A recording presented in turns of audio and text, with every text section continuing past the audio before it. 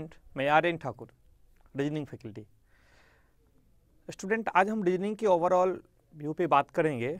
जो CHSL और जो CPO का पेपर होता है उसमें क्या डिफरेंस होते हैं, क्वेश्चंस का लेवल में क्या डिफरेंस होता है, स्टूडेंट्स कहाँ कहाँ पे गलती करते हैं, उसको हमें कैसे टैकल करना है, और हमें यह भी पता चल जाएगा उसका लेवल में क्या डिफरेंस।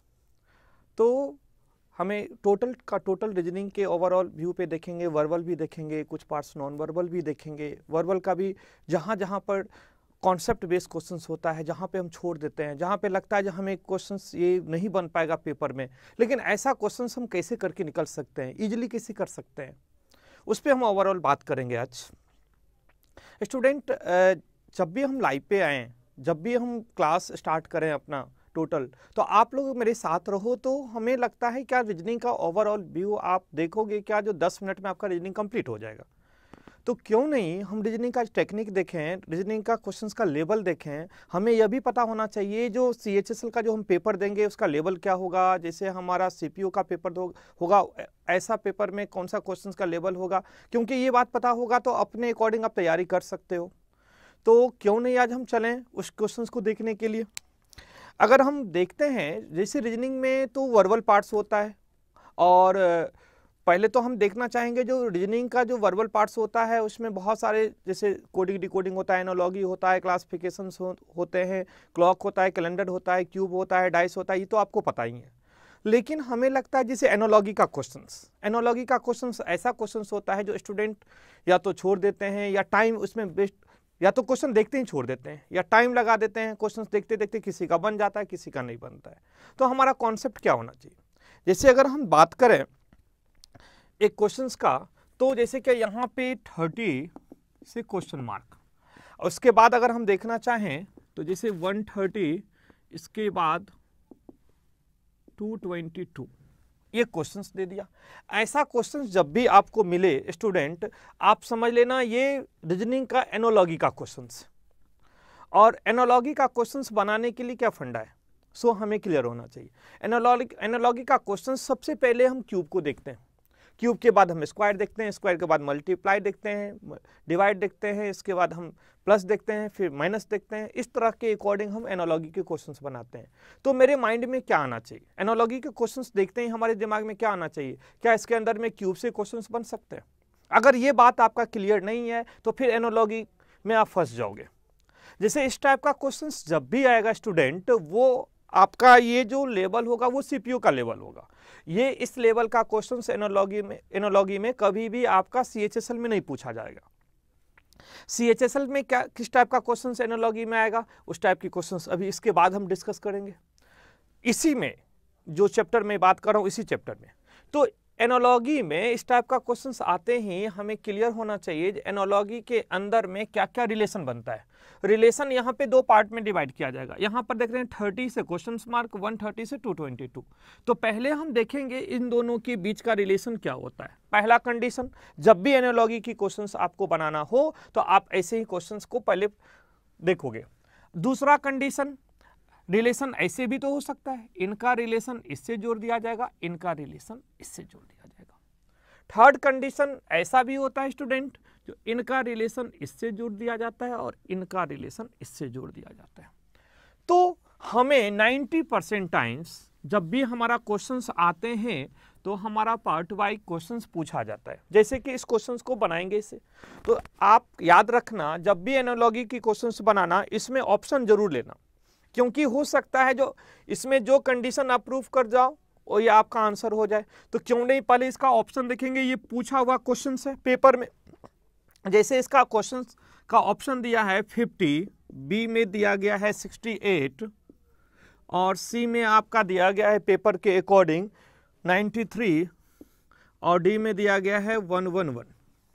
तो स्टूडेंट ये इस क्वेश्चन को देखते ही हमने क्या देखा, जो इसका ऑप्शन ये है, अब इसी ऑप्शन के अकॉर्डिंग ये आंसर होना चाहिए स्टूडेंट। तो हम इसको कैसे बनाएंगे, तो मैंने क्या कहा, सबसे पहले हम इस पार्ट को देखते हैं। Question mark left hand side में है तो राइट हैंड साइड वाले की पहले हम बनाएंगे, अगर राइट हैंड साइड में है तो लेफ्ट हैंड साइड से बनाएंगे। तो पहले हमें इन दोनों को प्रूव करना है, ये कैसे आया 130 यहाँ पे कैसे आया होगा। तो हमें सबसे पहले दिमाग में आना चाहिए क्यू। अब इसके अंदर में अगर क्यूब है तो कितना का क्यूब आ सकता है, मैक्सिमम 130 तक। तो हम कह सकते हैं जो 5 का क्यूब आ सकता है, क्योंकि यहाँ पे 5 का क्यूब प्लस 5 करेंगे तो 130 हो जाएगा, क्योंकि 5 का क्यूब 125 होता है, उसमें हम 5 सम कर देंगे तो आंसर हो जाएगा 130। तो ये 130 प्रूफ हो गया। यहाँ पे देखेंगे क्यूब को लेके चलेंगे जो कितना तक क्यूब आ सकता है। तो अगर हम देखना चाहें स्टूडेंट तो इसमें आपको दिखाई देगा 6 का क्यूब। तो 6 का क्यूब कितना होता है, 216, 216। अब प्लस 6 सम कर देंगे तो ये हमारा हो जाएगा 222। तो 5 का क्यूब प्लस 5, 6 का क्यूब प्लस 6। तो इससे हमारा ये क्लियर हो गया। तो उसी तरह से पहले हम यहाँ पे आएंगे तो यहाँ पर देखेंगे जो अगर ये 30 है तो 30 में कितना तक का क्यूब जा सकते हैं, 3 का क्यूब, 3 का क्यूब प्लस 3। तो 3 का क्यूब प्लस 3 30 हो जाएगा, क्योंकि 3 का क्यूब होता है कितना, 27 प्लस 3 20, 30 प्लस इसके बाद हमारा 5 से 6 हुआ था तो यहाँ पे 3 से क्या होगा 4। तो 4 का क्यूब प्लस 4, तो 4 का क्यूब कितना हो जाएगा, 4 का क्यूब हो जाएगा 64। इसमें 4 सम कर देंगे तो आंसर हो जाएगा यहाँ पे 68, और 68 ऑप्शन में दिया गया है। तो हमें क्वेश्चंस देखते ही आंसर बन जाएगा अगर आपका कॉन्सेप्ट क्लियर हो तो कहने का मतलब स्टूडेंट जो हमारा बिल्कुल जब हम रीजनिंग पढ़ें तो हम बिल्कुल बेसिक लेवल से अच्छे लेवल तक की क्वेश्चंस पढ़ें। ये क्वेश्चंस जैसे आप लोग देखते ही आप बहुत सारी तरीका लगाते, लेकिन मेरा कॉन्सेप्ट क्या था, सबसे पहले हमें क्या देखना है, क्यूब देखना है, क्योंकि एनालॉजी में सबसे ज़्यादा क्वेश्चंस दिया जाता है क्यूब पे। तो क्यूब देखते ही हम लोग कर देंगे 5 का क्यूब प्लस 5, 6 का क्यूब प्लस 6। तो यहाँ पे हमारा फंडा क्लियर है। तो इसी तरह से लेफ्ट हैंड में आ जाएंगे, 3 का क्यूब प्लस 3, 4 का क्यूब प्लस 4। डिफरेंस 1 का है तो इधर भी डिफरेंस 1 का होगा, तो आंसर हो जाएगा 68। उसी तरह से मैंने कहा इस टाइप की क्वेश्चंस अगर पूछा जाएगा तो वो पूछा जाएगा कहाँ, सीपीओ वगैरह में, जो हमारा ग्रेजुएट लेवल का पेपर होगा। लेकिन अगर एनालॉजी का ही क्वेश्चन अगर हमारा देगा एलडीसी वगैरह या डाटा एंट्री ऑपरेटर 10th + 2 पे, तो ऐसा क्वेश्चंस कैसे आएगा। तो हम देखेंगे ऐसा क्वेश्चंस जो दिया जाता है एनालॉजी में, जैसे 3 से 27 दे दिया, तो अगला क्वेश्चन जैसे 4 से क्वेश्चन मार्क दे दिया। अब यहाँ पे जो ऑप्शन है जो पेपर में दिया गया है वो है 16, जो बी ऑप्शन दिया गया है वो है 28, यहाँ पे सी जो ऑप्शन दिया गया है वो है 64, और यहाँ पे डी ऑप्शन दिया गया है 32। अब ये क्वेश्चंस का ऑप्शन है स्टूडेंट, इस क्वेश्चंस को बनाएंगे कैसे। सबसे पहले मैंने क्या कहा, क्यूब देखने के लिए क्वेश्चन मार्क किधर है, left hand side, right hand side में क्वेश्चन मार्क दिया गया है, तो हमें पहले लेफ्ट हैंड साइड वाले को देखना है। यहाँ पे 3 है, यहाँ पे 27 है, तो 3 का क्यूब कितना होता है 27, तो 3 का क्यूब 27, 3 × 3 × 3। तो यहाँ पर क्या होगा 4 का क्यूब, 4 का क्यूब कितना होता है 64, और 64 ये ऑप्शन में दिया गया है, इसका मतलब ये आंसर ये है। तो एनालॉजी में ही अगर इस टाइप का क्वेश्चन आएगा तो ये हमारा डाटा एंट्री ऑपरेटर एलडीसी वगैरह +2 वाले लेवल पे आएगा। तो हमें ये समझ में आ गया जो क्वेश्चन का डिफरेंस क्या होता है, दोनों में एनालॉजी पढ़ना है, लेकिन क्वेश्चन का जो स्टैंडर्ड होगा, जो क्वेश्चन का मानक होगा, वो बिल्कुल इस टाइप का जब भी पूछा जाएगा +2 में, जो इससे पिछले क्वेश्चन अभी बताए हैं वो जब भी पूछा जाएगा ग्रेजुएट लेवल में, जैसे सीपीओ वगैरह में। अगर हम आपकी बात करें, आगे हम चलना चाहेंगे, जैसे कि ये आपने एनालॉजी की क्वेश्चंस देखा, मैंने कहा ओवरऑल व्यू हम देखना चाहेंगे जो में हमें प्रॉब्लम होता है, जैसे कोडिंग डिकोडिंग का क्वेश्चंस। अब कोडिंग डिकोडिंग की क्वेश्चंस अगर हम लेते हैं स्टूडेंट, तो हमें पता चलता है जो किस टाइप का क्वेश्चंस आता है, जैसे हमें क्वेश्चंस फंसता है, क्वेश्चंस देखते हैं हमें समझ में नहीं आता स्टूडेंट, जो हम बनाएंगे कैसे उस क्वेश्चंस को। जैसे हम देखना चाहेंगे कोडिंग डिकोडिंग में, चैप्टर का नाम है कोडिंग डिकोडिंग। जैसे यहाँ पे एक क्वेश्चन पूछा गया था TEN = 0, तो YUR = क्वेश्चन मार्क। अब आपके सामने ये क्वेश्चन दे दिया, TEN = 0, तो YUR = व्हाट, क्वेश्चन मार्क। अगर यहाँ पे ऑप्शन देखेंगे तो जैसे ऑप्शन है, फर्स्ट ऑप्शन दिया गया है इसमें 63, बी ऑप्शन दिया है 95, सी ऑप्शन दिया है 112, और डी ऑप्शन दिया है 160। अब ये ऑप्शन दे दिया। अब इस क्वेश्चंस को हमें बनाना है, TEN = 0, YUR = question mark. Student हम कैसे बनाएंगे, अब हमारे दिमाग में ये क्वेश्चंस देखते ही क्या आएगा, जो 0 कैसे आ सकता है, हम लोग फंस जाते हैं, क्योंकि अगर यहाँ पे 0 होगा तो अगर हम किसी भी डिजिट को, संख्या को अगर हम 0 से मल्टीप्लाई कर देंगे तो 0 होगा। आप कहोगे संख्या यहाँ पे तो है नहीं, डिजिट तो, अंक तो है नहीं, तो डिजिट कहाँ से, इसका जो वैल्यू होगा, जैसे यहाँ पे वैल्यू है इसका 20, टी का, ई का कितना होता है 5, एन का कितना होता है 14 होता है। तो अगर हम देखना चाहें तो इसका हमारा क्लियर है, जो 20 है, 5 है और ये 14 है।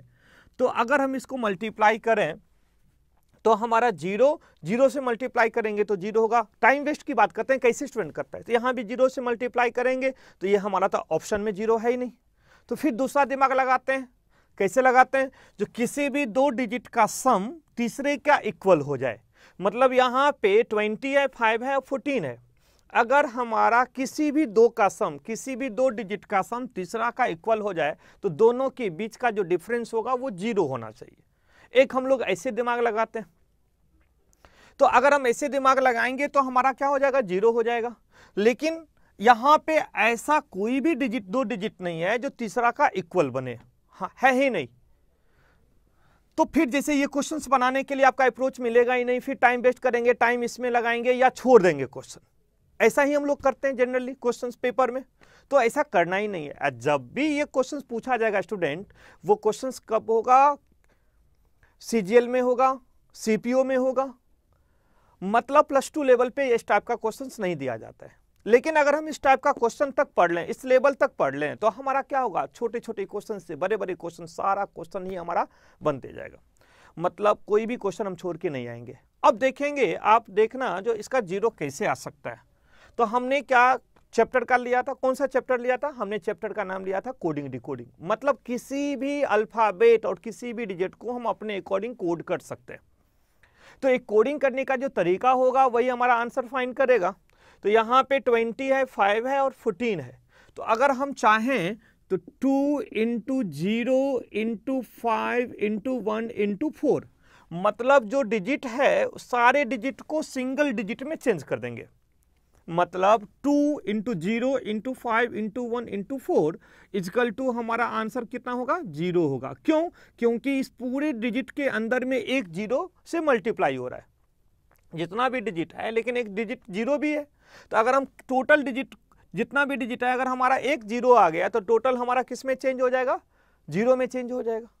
उसी तरह स्टूडेंट अगर यहाँ पे देखेंगे, इसका वैल्यू है 25, इसका वैल्यू है 21, इसका वैल्यू 18। तो अगर हम इसको देखें 2 × 5 × 2 × 1 × 1 × 8, 2 × 5 × 2 × 1 × 1 × 8, जितना भी यहाँ पे डिजिट दिया गया है, सारे डिजिट को अगर हम सिंगल डिजिट में चेंज कर दूं तो हमारा क्या हो जाएगा जी, ये टोटल का जो मल्टीप्लाई होगा वो किसके बराबर होगा, 160। तो हमारा आंसर क्या हो जाएगा स्टूडेंट, 160। तो हमारा क्लियर होना चाहिए। जैसे स्टूडेंट आपका पेपर में जैसे 0 आया तो हमारा कॉन्सेप्ट क्या होना चाहिए, वही मैं बताने के लिए भी आया हूँ। जैसे कि यहाँ पे 0 आ गया, TEN = 0, तो हमारे दिमाग में ये होना चाहिए, जो 0 तो एक तो हमारा 0 से मल्टीप्लाई हो सकता है, एक हमारा 2 डिजिट का सम इक्वल होगा तब हमारा 0 हो सकता है। तो सबसे पहले हमें क्या देखना चाहिए, सबसे पहले हमें कोडिंग डिकोडिंग में अगर हमारा 0 दिया गया है तो हम ये देखेंगे जो ऊपर में जो अल्फाबेट है, या तो T या तो J, या तो T होना चाहिए या J होना चाहिए, क्योंकि T में भी 0 है, क्योंकि T का वैल्यू 20 होता है और J का वैल्यू 10 होता है। तो ये दोनों अल्फाबेट में, ये दोनों अल्फाबेट ऐसा है जिसके वैल्यू में 0 है, 20 और 10। तो अगर इसके अंदर में T या J में से कोई एक भी अल्फाबेट है तो उसका वैल्यू हम 0 ला सकते हैं। तो पेपर में देखते ही अगर T है तो हम सोच सकते हैं जिसको कोडिंग सिंगल डिजिट में करके 0 बना सकता है, क्योंकि T इसके वैल्यू पे 0 दिया है, या J है तब भी 0 बन सकता है। तो क्वेश्चंस करने में बिल्कुल टाइम नहीं लगेगा। तो ये क्वेश्चंस जब भी पूछा जाएगा वो CPO, CGL वगैरह सब में भी पूछा जाएगा। लेकिन आप कहोगे जो फिर सर +2 लेवल पे किस टाइप का क्वेश्चन आता है, तो उसको बताएंगे। तो आप देखो, अगर जो +2 लेवल पर अगर जब क्वेश्चंस आएंगे तो किस टाइप का क्वेश्चंस आएंगे, तो जैसे TOM = 48, जैसे DICK = 27, इसके बाद दिया है HARRY अरे इक्वल टू क्या, क्वेश्चन मार्क। तो अगर आपसे पूछा जाए इस क्वेश्चन का आंसर दीजिए, तो आप इस क्वेश्चन को बनाने में बिल्कुल टाइम नहीं लगेगा, क्योंकि हमें पता है बेसिक रूप से ये 48 आया है। यहाँ पे क्या है, डिजिट है, और ए क्या है, अल्फ़ाबेट है। तो अल्फ़ाबेट को हम क्या करेंगे, डिजिट में चेंज कर देंगे। तो कैसे, जैसे ये 20 है, ये 15 है, ये 13 है, इस तीनों डिजिट को अगर हम सम करें 20 + 15 + 13 इक्वल टू कितना आ जाएगा, 48। जैसे ये 4 है, ये 9 है, ये 3 है, ये 11 है। अगर हम इसको टोटल का सम करेंगे तो इस कितना आ जाएगा जी स्टूडेंट, 27। उसी तरह से यहाँ पर 8 है, यहाँ पे 1 है, यहाँ पे 18 है, यहाँ पे 18 है, यहाँ पे 25 है। अगर यहाँ पर 8 + 1 + 18 + 18 + 25 को अगर हम सम करेंगे तो हमारे पास टोटल सम का डिजिट जो हो जाएगा वो कितना आ जाएगा स्टूडेंट, 70। तो इसका आंसर क्या होगा, 70।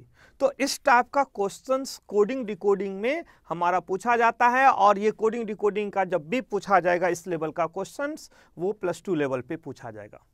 तो हमें ये बिल्कुल क्लियर हो रहा है, जो जब भी हमारा डिफरेंस क्या होता है +2 लेवल पे या सीजीएल लेवल पे या सीपीओ लेवल पे, हमारा डिफरेंस क्या होता है, जो क्वेश्चंस में हम फंसते हैं उस क्वेश्चन को हमको कैसे बाहर निकलना है। क्योंकि सिर्फ एग्जाम पास करने के लिए नॉलेज की जरूरत नहीं है, नॉलेज के साथ टेक्निक भी होना चाहिए, प्रेजेंस ऑफ माइंड भी होना चाहिए, सब कुछ हमें साथ में लेके चलना है। अगर हम बात करें स्टूडेंट, जैसे मैंने कहा थोड़ा सा मैं स्पीड में हूं, क्योंकि थोड़ा सा मैं आपके सामने चाहता हूं जो मैक्सिमम क्वेश्चंस प्रेजेंट कर सकूं आपके पास, क्योंकि जहां पे प्रॉब्लम होंगे उस क्वेश्चंस को दूर करेंगे तो ही हमारा रिजल्ट होगा। तो अगर स्टूडेंट जैसे सीरीज का क्वेश्चंस हम लोग काफी फंसते हैं पेपर में। अगर हम देखेंगे सीरीज के क्वेश्चंस में तो किस टाइप का क्वेश्चंस आता है सीजीएल या सीपीओ वगैरह में, तो देखते हैं यहाँ पे दे दिया 196 जी, अगला दे दिया 169, फिर दे दिया 252, फिर दे दिया 265 से क्वेश्चन मार्क। अब आपके पास क्या है, 196 है, 169 है, 252 है, 265 है, और इसके बाद क्वेश्चन मार्क है। पूछेगा जो क्वेश्चन मार्क पे क्या आएगा, ये आपसे पूछ सकता है।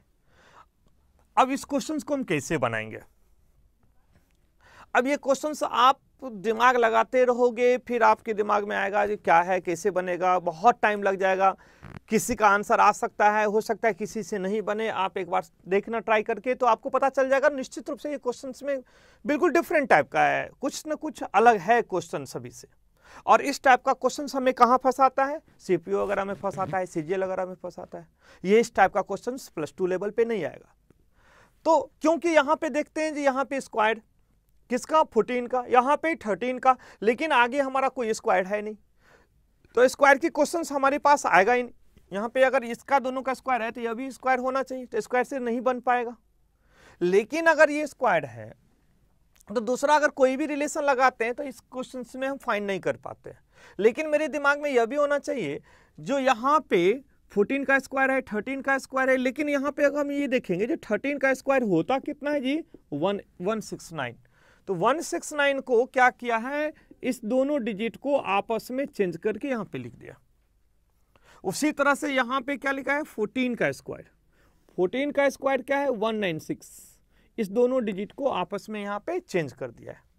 जैसे यहाँ पे 15 का स्क्वायर, 15 का स्क्वायर कितना होता है जी, 225, 225, इसको क्या किया है, आपस में इंटरचेंज करके यहाँ पे लिख दिया है। फिर अगला क्या होगा जी, 16 का स्क्वायर, 16 का स्क्वायर कितना होता है, 256, आपस में इन दोनों डिजिट को यहाँ पे चेंज करके लिख दिया है।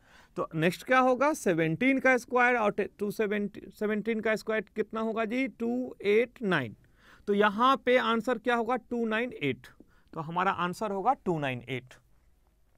तो स्टूडेंट ये बात कैसे पता चलेगा, जैसे ये क्वेश्चंस में हमें यही करना है, ये बात हमें क्लियर कैसे होगा, तो ये बात आपको क्लियर तब होगा जब हम बेसिक से पढ़ाएंगे सीरीज, तब हम एक एक कंडीशन आपको बताते जाएंगे, जो इसके बाद क्या देखना है, इसके नेक्स्ट क्या देखना है, इसके बाद नेक्स्ट क्या देखना है।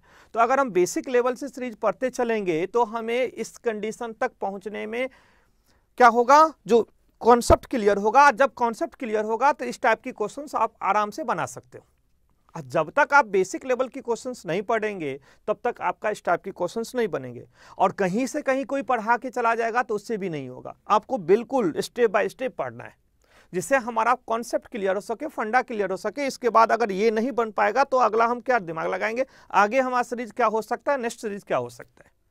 तो अभी तो हम इसलिए प्रेजेंट कर रहे हैं क्योंकि अभी तो क्लास के लिए हम सिर्फ ओवरऑल व्यू दे रहे हैं रीजनिंग का, लेकिन जब भी हम जैसे इस सीरीज का क्वेश्चंस पढ़ाएंगे तो बिल्कुल बेसिक लेवल से इससे भी हाई लेवल की क्वेश्चंस पढ़ाएंगे।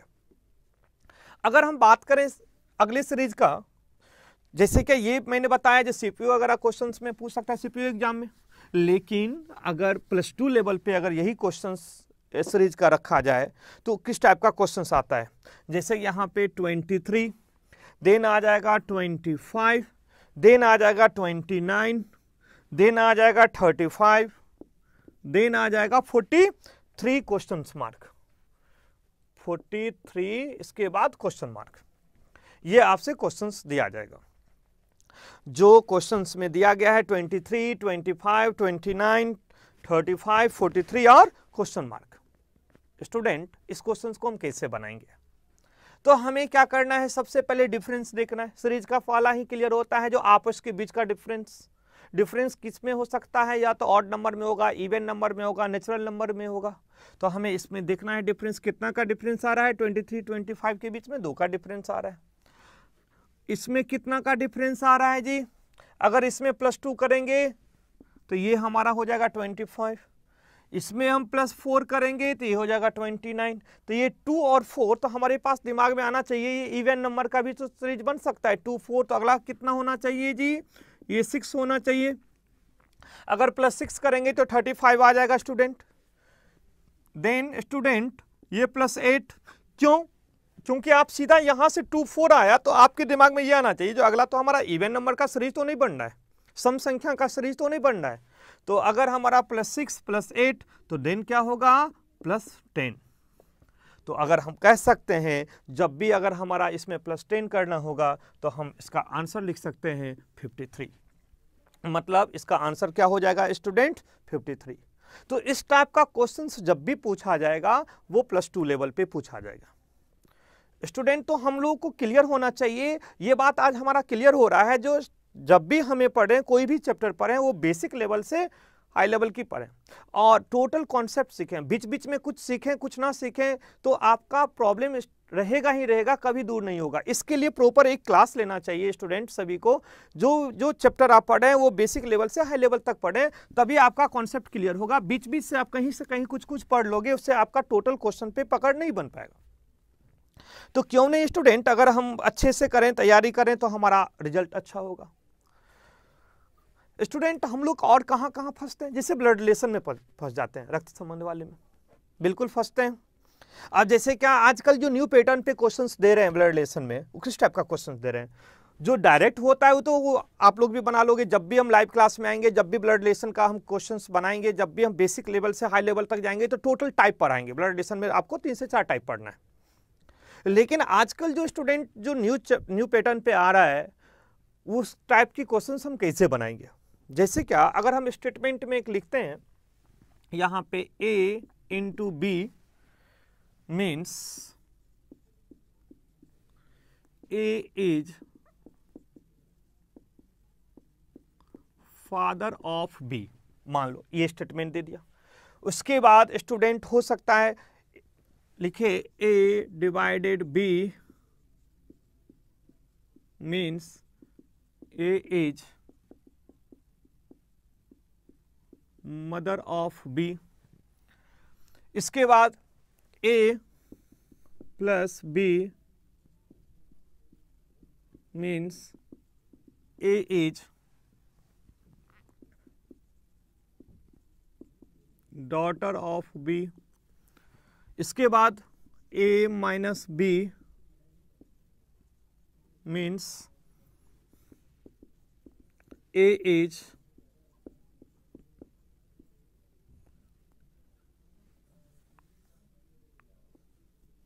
Brother of B। ये हमारे पास स्टेटमेंट आ गया। A into B means A is father of B, A divided B means A is mother of B, A plus B means A is daughter of B, A A minus B means is brother of B. इसको हिंदी में कैसे कहेंगे? ए गुना B का मतलब है A B का पिता है, A divided B means A जो है बी की माँ है, A plus B means A जो है ए बी की बेटी है, A minus B means A B की भाई है, ए जो है बी का भाई है। इस टाइप का हिंदी में हम लिख सकते हैं। तो ये स्टेटमेंट दिया जाता है स्टूडेंट, और इस स्टेटमेंट के नीचे हमारा क्वेश्चंस होता है, जैसे ये क्वेश्चंस दे दिया P divided R minus Q into T। यहाँ पे क्वेश्चन दे दिया P divided R minus Q into T, P divided R minus Q into T, ये क्वेश्चंस दे दिया। और इस क्वेश्चंस के नीचे में आपका एक क्वेश्चन पूछा जाएगा, जैसे how is the P related to Q, जैसे ये क्वेश्चन पूछा जाएगा how is P related to Q, ये क्वेश्चन पूछ दिया।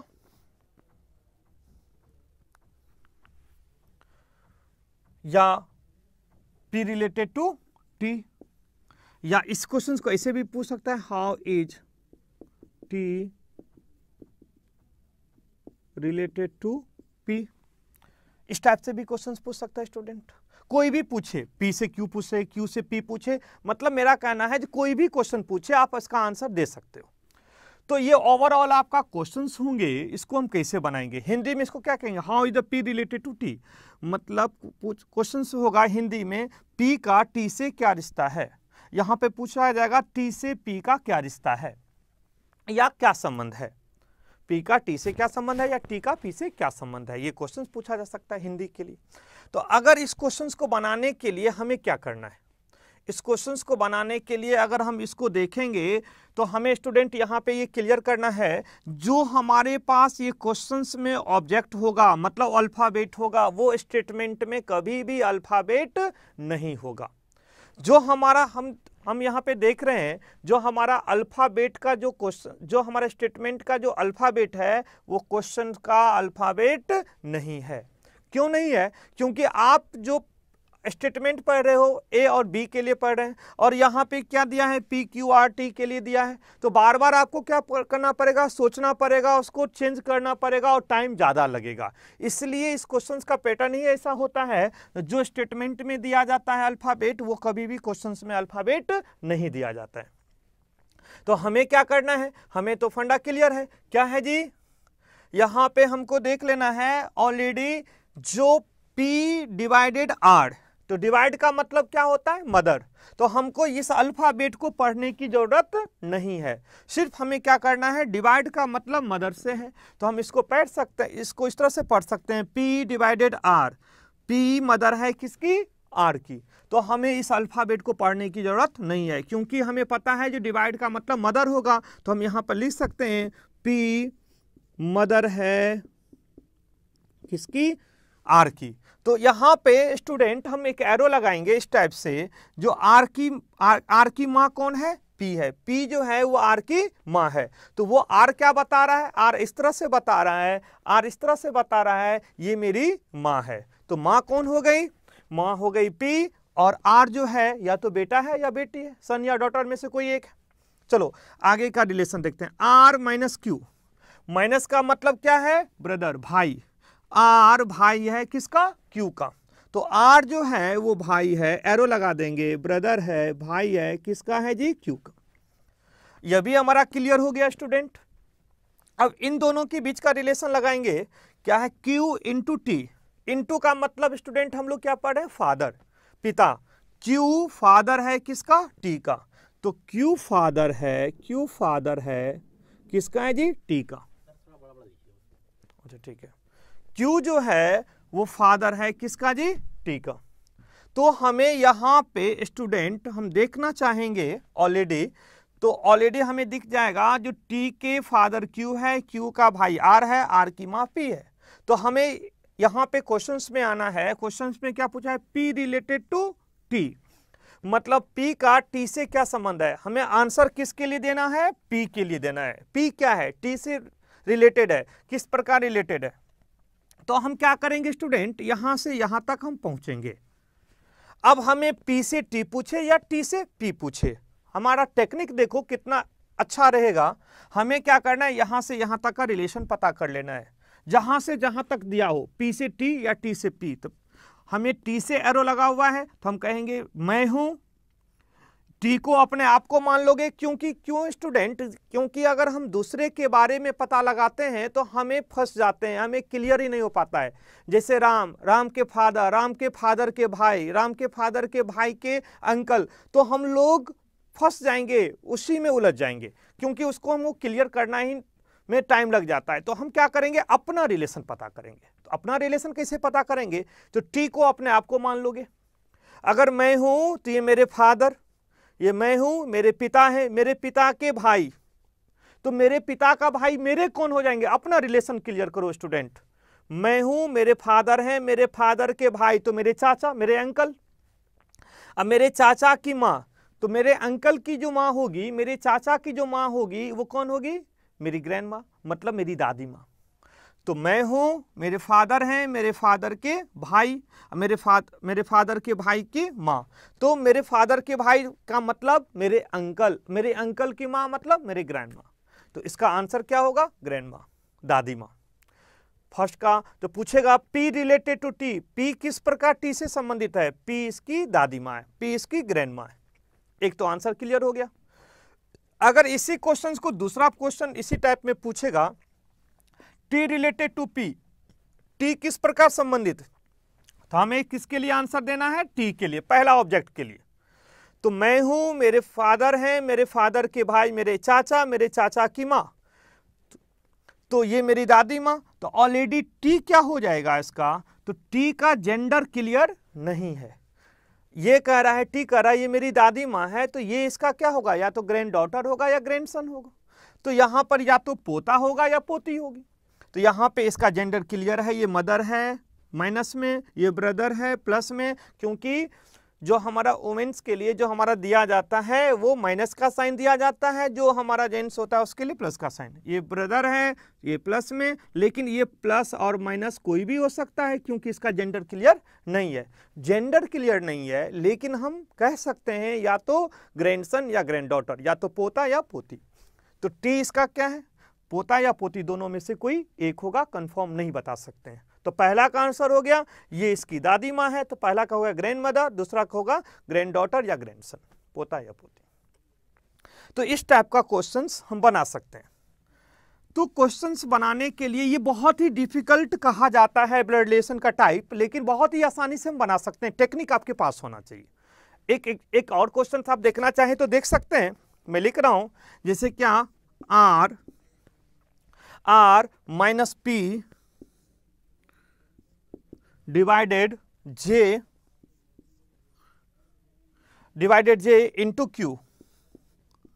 इंटू Q, ये हमारा क्वेश्चन। अब क्वेश्चन में पूछा है how is the P related to T, how is P related to T,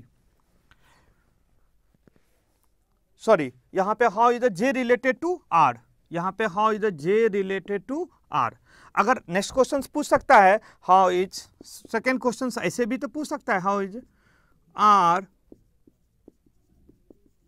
related to J। इस दोनों, जैसे पहला क्वेश्चन दूसरा क्वेश्चन, कोई भी क्वेश्चन पूछ सकता है। Q रिलेटेड टू P पूछ सकता है, J रिलेटेड टू P पूछ सकता है, R रिलेटेड टू Q, कोई भी क्वेश्चन पूछ सकता है, आप आसानी से आंसर दे सकते हो। कैसे, एक बार फिर से देखें, हमें क्या करना है, इन दोनों के बीच का रिलेशन पता करना है। R माइनस Q, माइनस का मतलब हमें पता है ब्रदर, तो माइनस का मतलब भाई है, तो हम कहेंगे R ब्रदर है, R भाई है किसका, P का। P बता रहा है ये मेरा भाई है। यहां पे डिवाइड का मतलब क्या होता है जी, मदर होता है। तो कहता है P जो है, P मदर है किसकी, J की। J बता रहा है ये मेरी माँ है। इनटू का मतलब क्या होता है, फादर होता है। तो J फादर है, J into Q, J father है किसका, Q का। यहां पे हम कह सकते हैं जो Q इसका, Q के फादर J है। यहां पे है R भाई है P का, P मदर है J की, और J फादर है Q का। क्वेश्चंस में जाएंगे, क्वेश्चंस में देखते हैं, हम लिखेंगे J रिलेटेड टू R, यहाँ पे देखना है, यहाँ पे ध्यान देना है, जे रिलेटेड टू आर। तो हमें कहाँ से कहाँ तक पहुंचना है, जे से लेके आर तक। तो इसका जेंडर, ये ब्रदर है प्लस में, ये मदर है माइनस में, ये फादर है ये प्लस में। तो हमें क्वेश्चंस बनाने का टेक्निक क्या आना चाहिए, जैसे ये मैं हूं, जहां से स्टार्ट करो उसको अपने आप को मानो। ये मैं हूं, ये मैं हूं, ये मेरी माँ, क्योंकि जे बता रहा है ये मेरी माँ है, तो जे का माँ तो मेरी माँ, तो मैं हूं, मेरी माँ के भाई, तो मेरी माँ की भाई। जैसे आप यहाँ पे देख सकते हो, कह सकता हूं यहाँ पे जे है, मैं हूं, मेरी माँ है, मेरी माँ के भाई। तो माँ के भाई कौन होते हैं, मामा, जिसको मैटरनल अंकल भी कहते हैं। तो ये हमारा आर कौन हो गया, मामा। तो आर मामा हो गया, तो जे क्या हो जाएगा, जे का हमारा जेंडर क्लियर है, ये प्लस है, इसका मतलब मेल है। जब मेल होगा तो इसका मतलब है ये भांजा होगा, क्योंकि जे बता रहा है ये मेरी माँ है, ये मेरी माँ के भाई हैं, तो जे बता रहा है आर मेरे मामा हैं। तो अगर आर मामा है तो जे क्या हो जाएगा, नेफ्यू हो जाएगा, भांजा हो जाएगा, क्योंकि इसका जेंडर क्लियर है, क्योंकि ये फादर है, इसलिए इसका जेंडर क्लियर है। तो यहाँ पे पूछा है जे रिलेटेड टू आर, जे किस प्रकार संबंधित है आर से, तो जे का आंसर देना है। तो जे क्या है, नेफ्यू है, किसका, आर का। उसी तरह से स्टूडेंट अगर यहां पे पूछा जाए R related to J, R related to J, तो आर रिलेटेड टू जे हम पूछा जाए तो हम क्या करेंगे जी स्टूडेंट, आर रिलेटेड टू जे पूछा जाए या जे, तो हमारा एरो जिधर से लगा है हम वहीं से बनाएंगे, बाद में हम उसको चेंज कर लेंगे। तो आर और जे का हमारा रिलेशन यहां से यहां तक है, तो हमें पता है जो जे जो है वो आर का भांजा है, तो आर जे का क्या हो जाएगा, मैटरनल अंकल, जिसको हम कह सकते हैं मामा। तो आर रिलेटेड टू जे, तो इसका आंसर हो जाएगा अंकल, मैटरनल अंकल या मामा। इस टाइप से हम क्वेश्चंस को सॉल्व करेंगे स्टूडेंट, और कोई भी आसानी से क्वेश्चंस बना सकते हैं अगर आपके पास टेक्निक हो। तो इस टाइप के क्वेश्चंस जब हमें देखने को मिलता है तो हम लोग टफ समझ के छोड़ के आ जाते हैं एग्जाम में, लेकिन ऐसा कंडीशन हमें नहीं करना स्टूडेंट, हमें तो बस टोटल क्वेश्चंस को बना के आना है। अगर हम देखें आगे की क्वेश्चंस में स्टूडेंट, देखते हैं हम लोग फाइंडिंग मिसिंग वन में जो क्वेश्चंस आता है तो 100% उससे क्वेश्चन तो आना ही आना है, और बहुत सारे स्टूडेंट इस क्वेश्चन को छोड़ के आते हैं। जैसे हम एक क्वेश्चन रखते हैं आपके पास,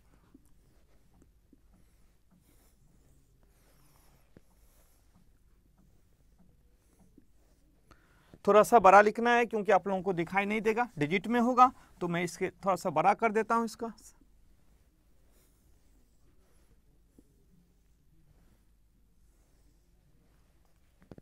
जैसे 531 और भी बड़ा कर दूं, 531 स्टूडेंट, एक और कॉलम बनाना पड़ेगा।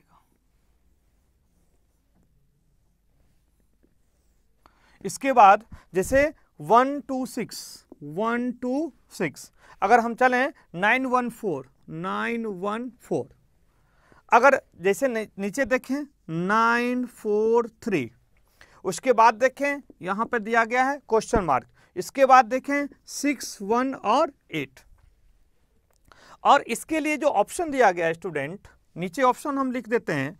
पहला ऑप्शन दिया गया है 240, बी ऑप्शन जो दिया गया है इसमें 325, सी ऑप्शन दिया गया है 526, और डी ऑप्शन में दिया गया है 625, यही ऑप्शन है। अब पूछता है इसका आंसर देने के लिए पेपर में, ये क्वेश्चन पूछा गया है पेपर में। तो इस टाइप का क्वेश्चन जब भी पूछा जाएगा वो सीजीएल लेवल में पूछा जाएगा। अब हमें इसका क्या कंडीशन होता है, इसमें 4 ही कंडीशन होते हैं, 4 नहीं 6 कंडीशन होते हैं। क्या हो सकता है, क्यूब हो सकता है, स्क्वायर हो सकता है, मल्टीप्लाई हो सकता है, डिवाइड हो सकता है, माइनस हो सकता है, प्लस हो सकता है। यही 6 कंडीशन होता है। टोटल क्वेश्चन से इसी 6 कंडीशन पे बनेगा, cube, square, divide, multiply, subtract या एडिशन। इसी से हमारा टोटल क्वेश्चन बनता है। आपके पास इसी 6 रूल से सारे क्वेश्चन बनाना पड़ेगा। तो अगर आपके पास ये क्वेश्चन आ गया तो हम इसको कैसे बनाएंगे, तो सबसे पहले हमारा क्वेश्चन मार्क कहाँ पर है, यहाँ पे। अब इसके लिए हमारे पास जो फाइंड करना है वो ये फाइंड किया हुआ है 126। किससे किया गया है, 531 और 914 से। अब हमारे पास दिमाग में आना चाहिए जो दोनों जो साइड में जो हमारा डिजिट है 531 और 914, ये इससे दोनों डिजिट बड़ा है, तो इसका मतलब क्या होगा, या तो डिवाइड होगा या माइनस होगा। छोटा होता तो क्या होता था, प्लस होता, मल्टीप्लाई होता, स्क्वायर होता, क्यूब होता, एडिशन होता, यही होता। लेकिन अगर हमें क्वेश्चन मार्क मिडिल में है तो मिडिल वाले क्वेश्चंस को प्रूव करने के लिए हमारे पास जो डिजिट दिया गया है स्टूडेंट, उसको अगर हम देखना चाहें तो इस दोनों डिजिट से हम क्या कर सकते हैं, दो ही कंडीशन कर सकते हैं, या तो माइनस, इस दोनों को एक दूसरे से माइनस करके ये पता कर सकते हैं, या एक दूसरे से डिवाइड करके ये पता कर सकते हैं। तो यहाँ पर इस क्वेश्चन में ना तो माइनस करने से आंसर आ रहा है और ना प्लस करने से आंसर आ रहा है, सॉरी, ना माइनस करने से आंसर आ रहा है ना डिवाइड करने से आंसर आ रहा है। तो इस क्वेश्चन को कैसे बनाएंगे, पेपर में हम क्या होते हैं, पजल हो जाते हैं। पेपर में इस क्वेश्चन को देखते हैं हम लोग पजल हो जाते हैं, या तो छोड़ देते हैं और टाइम भी लगा देते हैं, टाइम लगा के पता चला जी क्वेश्चन भी नहीं बना, दूसरा सेक्शन में भी चले जाते हैं और ये टाइम बर्बाद हो जाता है, क्वेश्चन कम करके आते हैं। तो ऐसा क्वेश्चन हमें छोड़ना चाहिए क्या, तो अगर समझ में नहीं आए तो छोड़ना चाहिए। लेकिन मैं ये कहना चाहूंगा जो छोड़ के आने से फायदा है, अच्छे क्लास ले लो आप। अगर कॉन्सेप्ट क्लियर हो, बेसिक क्लियर हो, कॉन्सेप्ट क्लियर हो, बेसिक से लेके हाई लेवल तक का क्वेश्चन क्लियर हो, तो आपका कोई भी क्वेश्चन एग्जाम में नहीं छूटने वाला है। अगर आपका फंडा क्लियर हो तो क्यों नहीं हम अच्छे क्लास ले लूं, जो हमारा कोई भी क्वेश्चन छोड़ के नहीं आना है। हमारे पास यही हमारा फंडा होना चाहिए, कोई भी क्वेश्चन एग्जाम में नहीं छोड़ना है, लेकिन सही होना चाहिए। ये नहीं जो छोड़ने के चक्कर में, नहीं छोड़ने के चक्कर में हम गलत बना के आ जाए। तो क्वेश्चन टोटल बनाना है, सही सही बनाना है। इसके लिए जैसे ये क्वेश्चन है, अब क्या करना चाहिए, तो हमने अभी आपको एक कॉन्सेप्ट बताया कि जो 6 ही कंडीशन से सारे क्वेश्चन बनते हैं। क्या क्या, cube, square, divide, multiply, plus और माइनस। तो यहाँ पे तो कुछ भी रूल नहीं लगता है इसके लिए, तो हम क्या करेंगे जी, हमारे दिमाग में आना चाहिए जब ऐसा कुछ नहीं रूल लग सकता है 126 के लिए, तो डिजिट को ही छोटा कर दो। पहले डिजिट को छोटा करो, 5 + 3 8 + 1 9, 9 + 1 10 + 4 14। अब यहाँ पे 9 आ गया, यहाँ पे 14 आ गया, तो 126 के लिए ये स्मॉल डिजिट बन गया, इधर 9 इधर 14। अगर दो स्मॉल डिजिट से अगर लार्ज डिजिट को, अगर बड़े डिजिट को प्रूफ करना हो तो हम क्या क्या कर सकते हैं, प्लस कर सकते हैं, मल्टीप्लाई कर सकते हैं। जब मल्टीप्लाई से नहीं आ सकता है तो हम क्या करेंगे, स्क्वायर करेंगे, नहीं तो क्यूब करेंगे, यही कर सकते हैं। पहले प्लस करके देखेंगे, फिर मल्टीप्लाई करके देखेंगे, फिर हम स्क्वायर करके देखेंगे, फिर हम क्यूब करके देखेंगे, फिर ऐड करके हम क्वेश्चन बनाएंगे। 6 कंडीशन, क्योंकि माइनस तो करना नहीं, क्योंकि हम डिजिट को क्या किया, स्मॉल बना दिया। पहले इन दोनों को प्लस करेंगे तो 126 नहीं होगा, तो इन दोनों को अगर हम मल्टीप्लाई कर दें, 9 × 14 = क्या आ जाएगा, 126 आ जाएगा। तो हमारा आंसर यहां पे आ गया, 9 × 14 = 126। तो अगला क्वेश्चन क्या होगा स्टूडेंट, जैसे 9 + 4 13 + 3 16, यहां पे क्या होगा 15। तो अगर जैसे 126 यहां पे बना, उसी तरह से 16 × 15 करके देखेंगे क्या हमारा ऑप्शन मिल रहा है, तो जी, तो यहां पे अगर हम देखना चाहें स्टूडेंट, तो 16 यहां पे कट रहा है स्टूडेंट, यहां पे देख रहे हैं 16 × 15 = 240, यहां पे आंसर बन जाएगा। 16 को 15 से अगर मल्टीप्लाई करें तो हमारा आंसर आ जाएगा 240, जो ऑप्शन ए में दिया गया है। तो इस टाइप का भी क्वेश्चंस हम पेपर में जाते हैं, फंसते हैं, क्वेश्चंस हमें सॉल्व नहीं हो पाता है, हम लोग छोड़ के आते हैं। लेकिन आज के बाद अगर हम क्वेश्चंस ढंग से तैयार करें, अगर हम टोटल क्वेश्चंस अच्छी तरीका से पढ़ें, अच्छे टीचर से पढ़ें, तो क्यों नहीं सारे क्वेश्चंस हम सॉल्व करके आ सकते हैं। अगर हम स्टूडेंट आगे की हम बात करें, जैसे क्या एक क्वेश्चंस और देखते हैं इसी पे, ये तो जो क्वेश्चंस बताया था वो 100% सीपीओ या सीजीएल में आएगा। अगर हम आगे की बात करें, एक क्वेश्चंस यहां पे दिया गया 841 स्टूडेंट, इसके बाद दिया गया है 7 8 और 4, और तीसरा जो क्वेश्चन है 7 2 9, उसी तरह से दूसरा, और इसके बीच में हमारा दिया है 8 4। उसी तरह से यहाँ पे दूसरा क्वेश्चन दिया गया है, जैसे कि यहाँ पे 2 2 5, फिर दिया है 196 और यहाँ पे दिया है 169 स्टूडेंट। और इसके लिए जो हमारा ऑप्शन दिया गया है स्टूडेंट, जैसे ऑप्शन नंबर ए, इसमें दिया है 32, option number B 42, option number C 62 और ऑप्शन नंबर डी 82। ये हमारे पास 4 ऑप्शन आ गए स्टूडेंट। इस क्वेश्चन को बनाना है और यहाँ पे पूछ रहा है इसमें क्या आएगा, इस मिडिल वाले पॉइंट पे। ये क्वेश्चन बहुत ही ईजी है। ये क्वेश्चन हो सकता है आपके +2 लेवल पे आ जाए। तो इस क्वेश्चन को कैसे बनाएंगे, तो सबसे पहले हमें यहाँ पे प्रूफ करने के लिए यहाँ पे हम देखेंगे क्या लिखा है 84। तो इस डिजिट को क्या करना है, सबसे पहले देखेंगे ये क्यूब या स्क्वायर तो नहीं है, ये डिजिट जो है वो क्यूब या स्क्वायर तो नहीं है जी। ये हमारा स्क्वायर है, किसका स्क्वायर है जी, 7 का स्क्वायर, सॉरी 27 का स्क्वायर है। ये हमारा जो स्क्वायर है किसका स्क्वायर है, 27 का। ये किसका स्क्वायर है जी, 28 का स्क्वायर है। ये किसका स्क्वायर है, 29 का स्क्वायर। ये जो हमारा डिजिट दिया गया है वो 27 का है। ये किसका है, 28 का। ये किसका है, 29 का। अगर इस तीनों डिजिट को सम करें तो हमारा कितना आ जाएगा, 27 + 28 + 29 = 84। उसी तरह से हम यहाँ भी देखना चाहेंगे, ये किसका स्क्वायर है, 13 का स्क्वायर है। ये किसका स्क्वायर है, 14 का स्क्वायर है। ये किसका स्क्वायर है, 15 का स्क्वायर है। इन तीनों डिजिट को अगर हम सम करेंगे तो हमारे पास कितना आ जाएगा, 13 + 14 + 15 = 42। और 42 हमारा बी ऑप्शन में दिया गया स्टूडेंट। तो हम इस टाइप के क्वेश्चंस हम बना के आ सकते हैं। तो ये सब क्वेश्चंस हमें बहुत ज़्यादा टफ नहीं होता है हम बनाने में, और बना के आ सकते हैं। लेकिन अगर हमारा लेवल बहुत चेंज करके पूछेगा तो हमें किसी बात का डर नहीं होना चाहिए, क्योंकि रीजनिंग में मैं आ चुका हूं। अब रीजनिंग की कोई समस्या रहने ही नहीं देंगे। हम एक एक रीजनिंग, एक एक कॉन्सेप्ट, एक एक लेवल पे हम डिस्कस करेंगे और एक एक कंडीशन हम आपको समझाते चलेंगे स्टूडेंट। अब जो हम लोग थोड़ा सा आगे जाना चाहेंगे तो हम लोग देखते हैं सेलोलिज्म, जो चैप्टर का नाम है, जिसको कभी कभी स्टूडेंट न्याय एवं निगमन, इस चैप्टर में स्टूडेंट हमें प्रॉब्लम, न्याय कभी कभी कथन एवं निष्कर्ष स्टूडेंट कह देते हैं, तो गलत है। इसका नाम है न्याय एवं निगमन, जिसको हम इंग्लिश में सेलोलिज्म कहते हैं। इस का क्वेश्चंस हमें कभी कभी टफ देखने को मिलता है, समझने में टाइम लगता है। तो बिल्कुल नहीं, इसकी फंडा तो हम बिल्कुल आपको क्लियर करके चलेंगे।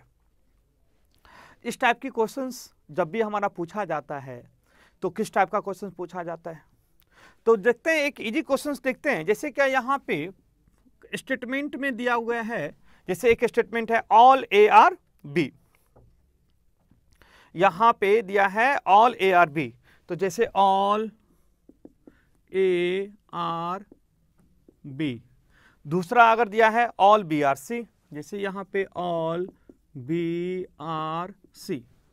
इसका कंक्लूजन है, इसका जो कंक्लूजन है, पहला कंक्लूजन दिया गया है इसमें all A are C, all A are C. और सेकेंड कंक्लूजन जो दिया गया है all C are A, all C are A. जैसे स्टेटमेंट मतलब हिंदी में कथन होगा, इसको हिंदी में कहेंगे सभी ए बी है, सभी बी सी है।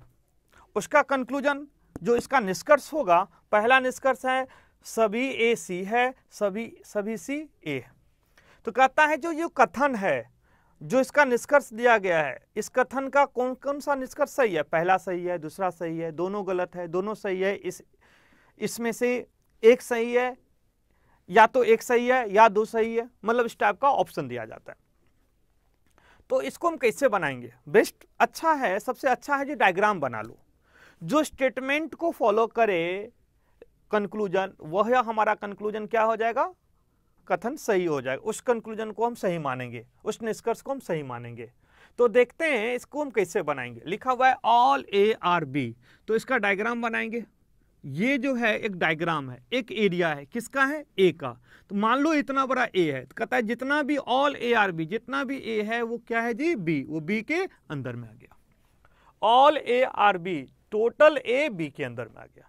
तो इसका, इस स्टेटमेंट का जो हमारा डायग्राम बनेगा वो ये बनेगा, पहला स्टेटमेंट का। इसके बाद दूसरा स्टेटमेंट को इसी में ऐड करेंगे। जैसे लिखा है ऑल बी आर सी, तो यहां पे कौन सा है, बी का एरिया है।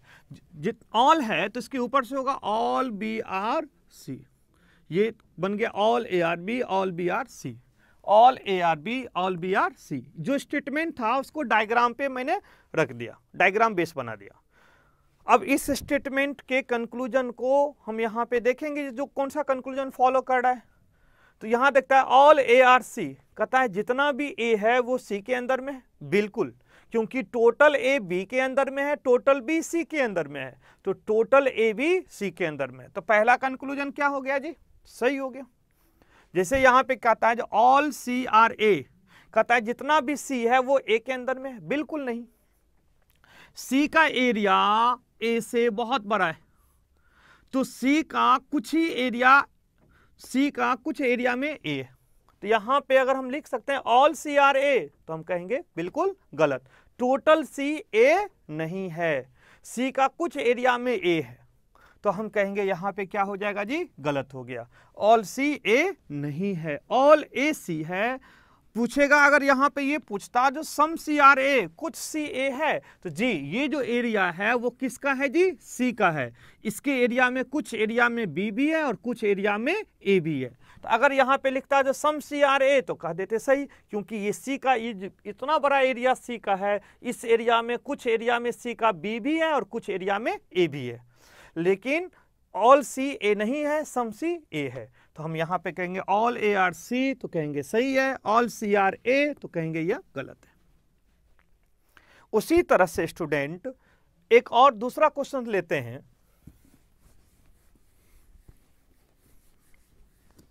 अगर स्टेटमेंट में मान लो दिया है all A are B, all A are B, all A are B, फिर लिखा है all B are C, all B are C. इसके कंक्लूजन में, पहला कंक्लूजन में लिखा है some A are C, some A are C. Second conclusion में लिखा है सम सी are A, some C are ए। तो इसमें देखेंगे जो कौन सा कंक्लूजन सही है, कौन सा कंक्लूजन गलत है। तो यहां पे पहले हम क्या करेंगे जी, जो स्टेटमेंट है उसको हम यहाँ पे डायग्राम बनाएंगे। ऑल ए आर सी, तो पहला ऑब्जेक्ट कौन है, ए का एक बेस है ये, ऑल ए आर सी, जितना भी ए है वो किसके अंदर में है, बी के अंदर। फिर लिखा है ऑल बी आर सी, जितना भी बी है वो किसके अंदर में है, सी के अंदर में। फिर इसमें देखते हैं लिखा है जो सम ए आर सी, कुछ ए सी है। तो आप यहाँ पर स्टूडेंट को प्रॉब्लम होता है, वही क्वेश्चंस लेके आए हैं। स्टूडेंट को क्या प्रॉब्लम होता है, यहाँ पे स्टूडेंट कहता है जो ऑल ए आर सी होना चाहिए, लेकिन लिखा है सम ए आर सी। यहाँ पे ऑल ए आर सी होना चाहिए, लेकिन कंक्लूजन में दिया जाता है सम ए आर सी। तो यहाँ पे बहुत सारे स्टूडेंट इसको गलत कर देते हैं, जबकि ये सही होगा। क्यों होगा, तो मैं आपको ये बताना चाहूँगा, जहाँ पे 100 सही है, 100 टोटल सही है, वहाँ पे कुछ ना कुछ सही जरूर होता है। जैसे कि एग्जाम्पल पे मैं समझाना चाहूँगा, जो मान लो जो मेरे पास कुछ भी पैसा नहीं है और आपके पास 100 रुपया का नोट है, तो मैं आपको कहूँगा मुझे आप 50 रुपया दे सकते हैं, तो कहोगे क्या आपके पास 100 है तो आप 50 रुपया मुझे दे सकते हो। अगर मैं पूछूंगा जब आप मुझे 100 रुपया दे सकते हो, तो भी कहोगे हाँ सर मेरे पास 100 रुपया है, तो आप 100 रुपया भी दे सकता हूँ। तो जहाँ आपके पास 100 रुपया है तो आप 50 भी मुझे दे सकते हो और 100 भी दे सकते हो, क्योंकि आपके पास टोटल अमाउंट कितना है, 100। तो 100 में आप 50 दे सकते हो, तो 100 भी दे सकते हो, तो 50 भी दे सकते हो। तो हमें इसी तरह से यहाँ पे जिसके स्टेटमेंट में ऑल सही होगा उसका कंक्लूजन ऑल सही होगा, तो उसका कंक्लूजन सम भी सही होगा। जिस कंक्लूजन में ऑल सही होगा उस कंक्लूजन में अगर सम दे दिया गया तो भी सही होगा, क्योंकि अगर इस कंक्लूजन में सम ए आर सी के जगह पे लिख देता ऑल ए आर सी तो मेरा सही हो जाता। तो जो कंक्लूजन ऑल में सही होगा वो कंक्लूजन सम में भी सही होगा, क्योंकि मेरे पास अगर 100 रुपया है तो मैं 100 रुपया दे सकता हूं, तो मैं 50 रुपया भी दे सकता हूं। तो जहां पे ऑल ए आर सी होगा वहां पे सम ए आर सी डेफिनेटली सही होगा, निश्चित रूप से सही होगा। तो कहेंगे जो ऑल ए आर सी सही है तो सम ए आर सी डेफिनेटली सही है, पहला कंडीशन। दूसरा कंडीशन, सम सी आर ए, कुछ सी ए है, यह भी सही है। क्यों, क्योंकि यहाँ पे सी का एरिया ये है, तो सी में कुछ एरिया में बी है और कुछ एरिया में ए है, तो कुछ सी ए है जी बिल्कुल, ये तो हमारा पूरा का पूरा एरिया सी का है, उसमें कुछ सी में ए है, इतना एरिया में हमारा कौन है, ए है। तो हम कह सकते हैं पहला भी सही है और दूसरा भी सही है। स्टूडेंट इसी टाइप में अगर हम देखते आ रहे हैं, इसी टाइप में देखते आ रहे हैं, तो हमारा बहुत सारे चैप्टर पे आज हमने डिस्कशन किया, क्लियर किया। और जब जैसे सेलोलिज्म की बात करेंगे, पॉसिबिलिटी पे कंडीशन रखेंगे, सम नॉट पे कंडीशन हम बताएंगे, और ऐसा क्लियर आपको कर दूंगा जो आपको सम नॉट की कंडीशन हो, जो कुछ सही है कुछ सही नहीं है, जिसमें संभावनाएं वाले क्वेश्चन होते हैं, बिल्कुल कॉन्सेप्ट बेस क्लियर करेंगे। एक बार पढ़ लोगे दिमाग से वो जाएगा नहीं। तो जब हम आपके पास आएंगे लाइव क्लास में, जब मेरा क्लास स्टार्ट हो जाएगा, उस टाइम आप देखना, निश्चित रूप से एडमिशन लेना, और 100% आपका टोटल का टोटल कॉन्सेप्ट ही क्लियर होगा। मैं पढ़ाऊंगा भी, बहुत सारे क्वेश्चंस डिस्कस भी करूंगा साथ साथ, एक एक साथ। तो आगे चलते हैं, कुछ हम देखते हैं वर्बल के साथ नॉन वर्बल पार्ट्स। अब जैसे क्या वर्बल में तो हमारा कंप्लीट हो जाता है, जैसे नॉन वर्बल की हम बात करते हैं तो नॉन वर्बल में हमें प्रॉब्लम्स होते हैं। तो नॉन वर्बल में क्या प्रॉब्लम्स होते हैं स्टूडेंट, हम उसकी बात करते हैं। जैसे क्या नॉन वर्बल में, जैसे मिरर इमेज, मिरर इमेज की बात करेंगे तो मिरर इमेज में क्या होता है, जिसको हम दर्पण से रिलेटेड क्वेश्चंस पूछा जाता है, वर्टिकल दर्पण से, लंबवत दर्पण से। उसमें क्या पूछा जाता है, कोई भी अल्फाबेट दे दे, डिजिट दे दे, और फिर आपसे क्वेश्चंस पूछा जाता है। तो पहले इसके कॉन्सेप्ट के बारे में 2 मिनट समझो। क्या होता है मिरर इमेज में, लेफ्ट का राइट, राइट का लेफ्ट। जैसे फॉर एग्जाम्पल आर है, आर में एक मिरर लगा देगा, तो ये आर जो मिरर में कैसा दिखाई देगा, तो हमारा कॉन्सेप्ट क्लियर होना चाहिए। जो लेफ्ट हैंड साइड में है वो राइट हैंड साइड में चला जाएगा, जो राइट में है वो लेफ्ट में चला जाएगा। तो जैसे ये लाइन, ये बिल्कुल एक लाइन है, लाइन का लेफ्ट राइट नहीं होगा, तो लाइन का लाइन ही होगा, ठीक है। और इसके बाद लाइन से ये कितना एंगल राइट में लिया है, जितना एंगल राइट में होगा मिरर में उतना ही एंगल लेफ्ट में दिखाई देगा, जितना राइट में था उतना ही मिरर में लेफ्ट दिखाई देगा। फिर देखते हैं इस स्ट्रेट लाइन से जितना एंगल हमारा ये राइट हैंड साइड में गया है, ये जितना एरिया हमारा राइट हैंड साइड में एंगल लिया है उतना ही हमारा इधर लेफ्ट हैंड साइड हो जाएगा। तो ये जितना राइट होगा उतना ही इधर लेफ्ट होगा। तो मिरर का जो आर बनेगा वो कैसा बनेगा जी, बिल्कुल इस तरह से बनेगा। तो आर के बाद हम लेंगे एन, आर के बाद क्या लेंगे जी, एन लेंगे। जैसे एन है, यहां पे एक एन हम लिखते हैं, और इस एन को देखते हैं, इसमें मिरर इमेज बनाते हैं।